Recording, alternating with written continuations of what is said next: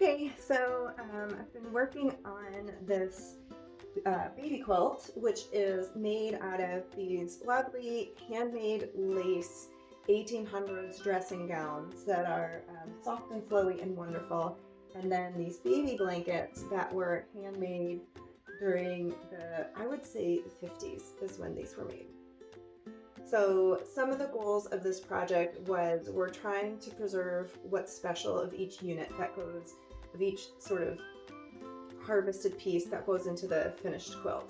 So for these baby blankets, it's the handwork on the edge that makes them special. Sort of the middle of the blanket there's nothing handmade, there's no details there. So what we're trying to preserve is this finishing work that was done by hand by a family member of my customer.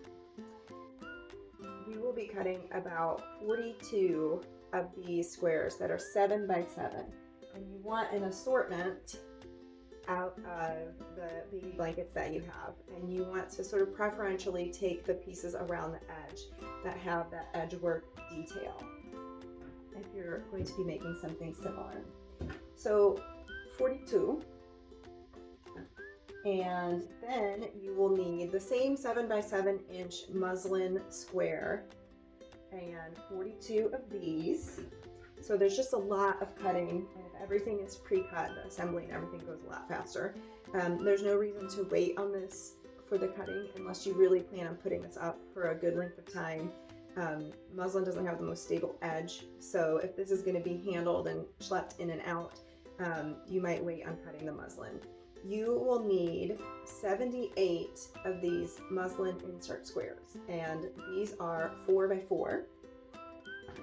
You will need 78 of the antique lace insert squares, and try to kind of preferentially harvest the squares that are going to have a little bit more texture and detail. Well, when you're harvesting fabric for quilts from garments, sometimes the prettiest part is not in a usable part where you can really harvest a nice flat square like you want.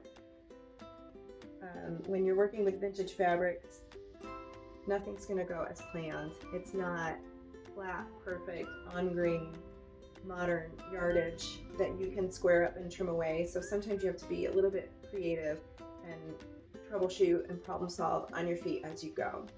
So 78 4 by 4 lace insert squares, and then you will need 78 5 by 5 batting insert squares as well. So that is step 1, is to pre-cut and harvest all of your fabrics. And that's it for video 1.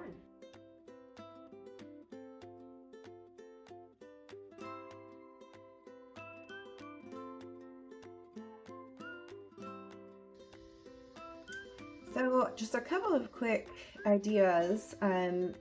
The foundation of this quilt is going to be these little pillow frames, and I had a few ideas of how you could do this. So I had this textural element of this lace insert, but you could also use this as an I Spy shirt.